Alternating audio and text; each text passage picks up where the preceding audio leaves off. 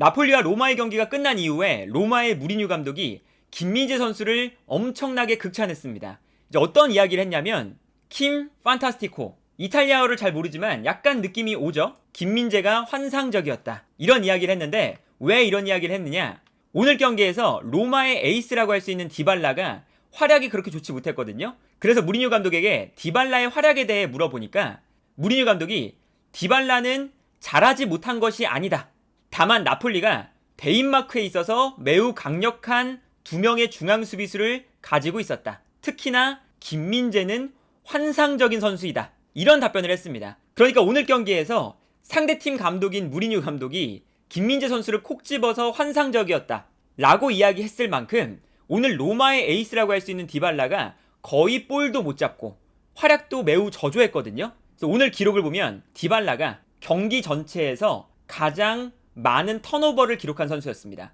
21번의 턴오버를 기록했는데 이게 사실은 오늘 디발라가 볼을 잡을 때마다 김민재가 강력하게 붙어서 디발라를 압박했기 때문에 디발라가 계속해서 볼을 빼앗기는 장면들이 너무나 많이 나왔었고요.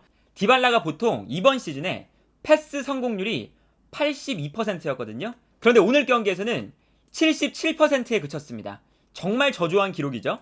이제 그만큼 디발라가 오늘 경기에서는 볼을 잡는 것조차 매우 어려웠었고요. 경기 장면을 보면 왜 디발라가 이렇게 경기를 어렵게 했는지를 알 수가 있습니다. 디발라가 오늘 볼을 잡을 때마다 김민재가 강력하게 붙어서 아주 거칠게 디발라를 상대했어요. 뭐 당연하게도 디발라가 체격적인 조건에서나 아니면 파워적인 면에서나 김민재 선수에게 당연히 밀리기 때문에 오늘 경기 디발라가 볼을 잡았을 때 김민재 선수에게 매우 강한 압박을 당하면서 볼을 터치하는 것조차 어려웠습니다. 이 장면도 마찬가지예요. 이 장면도 보시면 디발라가 중원에 있다가 패스를 받는 장면인데 이때 분명히 디발라가 여유로운 공간에서 볼을 잡거든요. 근데 순간적으로 뒤에 있었던 김민재가 엄청나게 빠르게 디발라에게 접근하기 시작합니다.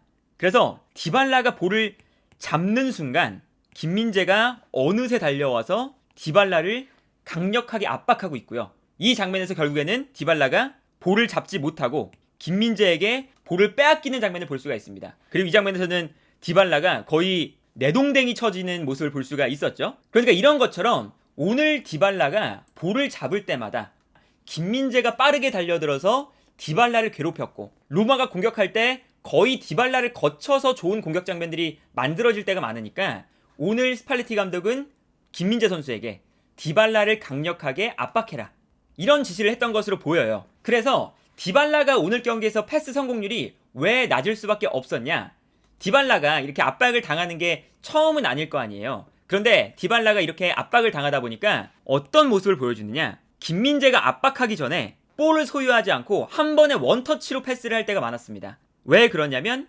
김민재가 붙는 순간 디발라가 플레이가 어려우니까 애초에 김민재가 붙기 전에 한 번에 그냥 볼을 처리해버리는 거죠. 근데 이게 사실은 뭐 디발라가 정말 좋은 개인 능력을 가지고 있다고 하지만 김민재가 정말 순식간에 붙어서 디발라를 압박하기 때문에 디발라의 원터치 패스가 섬세할 수가 없어요. 그러다 보니까 디발라가 오늘 원터치 패스를 할 때마다 패스가 빗나가면서 나폴리 선수에게 향할 때가 많았습니다. 그러다 보니까 어떤 장면이 나오냐면 디발라가 박스 주변에서 볼을 잡을 때 김민재의 압박을 너무나 강하게 받다 보니까 점점 내려와서 받습니다. 근데 내려와서 받을 때도 김민재가 강력하게 압박하기 때문에 디발라가 중원에서도 볼을 소유하는 것 자체가 매우 어려웠어요. 특히나 이 디발라의 플레이를 방해한다는 것이 왜 중요하냐면 디발라는 박스 주변에서 볼을 잡으면 키패스를 만들어내거나 아니면 자신의 왼발을 활용해서 득점을 만들어내는 선수죠. 그런데 김민재의 압박이 강하다 보니까 자연스럽게 디발라가 볼을 받는 위치가 점점 내려갔어요. 이게 사실은 오늘 경기에서 로마가 나폴리를 상대할 때 가장 어려웠던 부분이거든요. 이게 디발라의 터치 맵인데 디발라가 볼을 터치한 위치를 보시면요, 박스 주변에서 볼을 터치한 횟수가 극명하게 적은 것을 볼 수가 있습니다. 보통 이제 우리가 이런 터치맵을 보면 어떻게 구분을 하냐면 경기장을 3등분해서 수비 라인, 미드필더 라인, 그리고 공격 라인, 이제 보통 어태킹 서드라고 불리는 지역이 이 지역인데 경기장을 3등분 해보면 오늘 디발라가 공격 지역에서 볼을 받은 횟수가 너무나 적습니다.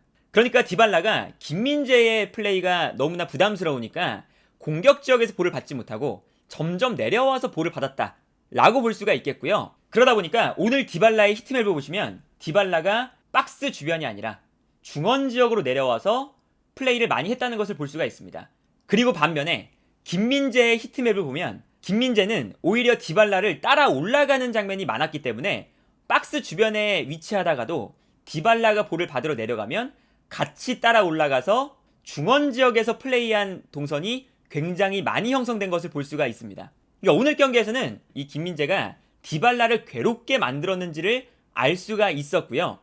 그리고 오늘 경기에서 디발라뿐만 아니라 디발라의 파트너로 나왔던 에이브러햄도 오늘 에이브러햄이 라흐마니와 붙는 장면이 많긴 했지만 김민재랑 만났을 때 에이브러햄이 또다시 완벽하게 지워질 때가 많았어요. 그래서 오늘 경기 에이브러햄의 볼터치 위치를 보면요, 에이브러햄이 사실은 김민재 쪽에서는 거의 볼터치를 하지 못했고 왼쪽 지역으로 빠져들어갈 때가 많았고요. 심지어 박스 주변에서 볼터치가 거의 없는 것을 볼 수가 있습니다. 그리고 오늘 경기에서 이 에이브러햄의 볼터치 횟수가 73분을 뛰었지만 25번, 정말 적었고요. 여기에 대해서 패스 성공률이 50%에 지나지 않았습니다. 결과적으로 오늘 에이브러햄이 오늘 볼을 잡을 때마다 라흐마니와 김민재의 수비에 막혀서 완벽하게 봉쇄가 되었다는 것을 알 수가 있는데, 예를 들면 이런 장면이죠. 디발라를 거쳐가기 힘드니까 로마가 에이브러햄에게 한 번의 볼을 넣어주면 이때 김민재가 달려나와서 에이브러햄을 완전히 압도하는 모습을 볼 수가 있고요. 만약에 여기서 에이브러햄이 공중볼 싸움에서 이겼다면 옆에서 달려나가고 있는 디발라에게 볼을 떨어뜨려 줄 수가 있었죠. 근데 여기서 김민재가 공중볼 싸움을 이기다 보니까 디발라가 아니라 앞쪽에 있는 나폴리의 선수에게 볼이 떨어지는 것을 볼 수가 있었습니다. 그리고 심지어는 에이브러햄이 나간 다음에 벨로티로 공격수가 교체됐는데 벨로티가 들어왔을 때도 김민재에게 완벽하게 봉쇄를 당했어요. 예를 들면 이런 장면이죠. 이제 벨로티가 들어오자마자 공간으로 침투해 들어가는 상황인데, 공간으로 침투해 들어갈 때 뒤에 있었던 김민재가 벨로티를 따라 들어가기 시작합니다. 그리고 패스가 들어가면서 벨로티와 김민재의 스피드 싸움이 진행되는데, 여기서 김민재가 완전히 이 벨로티의 스피드를 압도하면서 안정적으로 수비 뒷공간을 커버하는 이런 장면을 또 볼 수가 있었고요. 이제 그러다 보니까 사실은 이번 시즌 나폴리가 정말 안정적으로 그리고 공격적인 경기를 펼칠 수 있는 이유는 기본적으로 최후방에 있는 김민재의 플레이가 워낙에 안정적이고 피지컬적으로 압도적이기 때문에 나폴리가 정말 공격적으로 그리고 주도하는 축구를 할 수가 있거든요. 그래서 보통 이 나폴리의 수비 조합을 보면요, 물론 라흐마니와 김민재 이 조합이 가장 좋지만 김민재가 있고 없고가 엄청나게 차이나요. 라흐마니가 주앙제주스 혹은 웨스티고르랑 조합을 맞추면 약간 불안해지거든요. 그런데 김민재는 라흐마니가 있건 아니면 주앙제주스, 웨스티고르 백업 수비수들이 옆에 배치돼도 오히려 백업 선수들이 김민재의 영향을 받아서 자신의 실력보다 훨씬 더 좋은 모습을 보여줄 때가 많아요. 그러니까 이번 시즌에 나폴리가 김민재를 핵심 선수로 쓰고, 그리고 스팔레티 감독이 경기가 끝날 때마다 김민재를 칭찬하는 이유는 나폴리의 축구에서 김민재가 빼놓을 수 없는 자원이기 때문입니다. 이 장면도 보시면 나폴리가 전방에 엄청나게 선수가 많아요. 심지어 라흐마니까지 꽤나 올라오고 있거든요. 그러다 보니까 로마가 뛰어들어가는 선수를 향해서 뒷공간으로 패스를 보내줍니다. 근데 뒷공간으로 패스가 들어갔을 때 김민재가 어느샌가 반대편에서 달려와서 이 뒷공간 패스를 완벽하게 차단하는 것을 볼 수가 있습니다. 그리고 그 어떤 로마의 공격수들보다 김민재의 스피드가 월등하게 빨랐죠. 이제 그러다 보니까 이번 시즌에 이 스팔레티 감독 그리고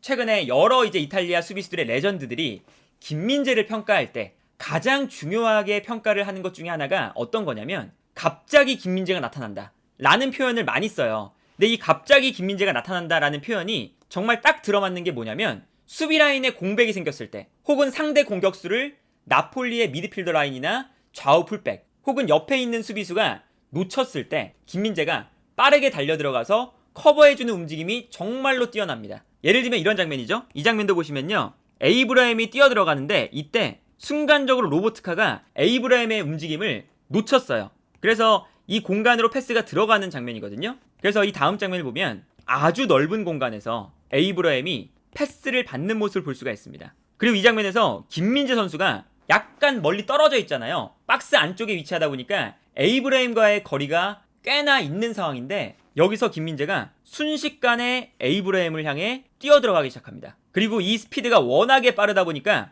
에이브라임이 볼을 잡을 때 김민재가 빠르게 튀어나가서 에이브라임을 어느샌가 압박하고 있는 모습을 볼 수가 있고요. 여기서 결국에는 김민재가 에이브라임과의 1대1 대결에서 승리하면서 에이브라임의 볼을 빼앗는 장면을 볼 수가 있고요. 이 장면도 보시면 순간적으로 나폴리의 중원 라인이 열리면서 안쪽으로 뛰어들어가는 펠레그리니에게 정말 넓은 공간이 생겨요. 그래서 이 다음 장면을 보시면요. 펠레그리니가 중원에서 볼을 잡을 때 정말 넓은 공간이 생겼고 충분히 중거리 슈팅을 때릴 수 있을 만한 여유가 확보된 상태예요. 그리고 김민재의 위치를 보면 슈팅을 막아내기에는 약간 시간이 부족한 상황입니다. 그런데 김민재의 뛰어들어가는 스피드가 보통 상대 선수가 생각하는 시간보다 훨씬 빨라요. 그래서 분명히 이 여유로운 공간에서 볼을 잡고 있는데 슈팅 동작을 취하는 동시에 김민재가 엄청나게 빠른 속도로 달려나와서 슈팅을 결국에 막아내는 모습을 볼 수가 있죠. 이제 이런 모습들을 보면 왜 김민재가 오늘 경기에서 무리뉴 감독이 경기가 끝난 이후에 김민재가 환상적인 활약을 펼쳤다.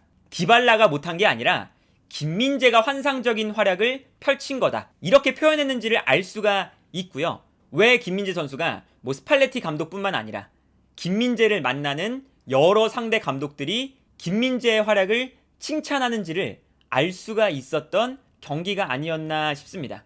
그래서 지금의 흐름대로만 김민재 선수가 시즌을 마무리한다면 세리에 베스트 11으로 선정되는 건 별 무리가 없을 것 같고요. 심지어는 만약에 나폴리가 우승을 한다면 오시멘이나 흐비차나 이런 선수들과 함께 리그 최우수 선수상을 경쟁할 만큼의 퍼포먼스를 분명하게 보여주고 있다. 정말 엄청난 모습을 보여주고 있는 시즌이다 라고 볼 수 있지 않을까 하네요.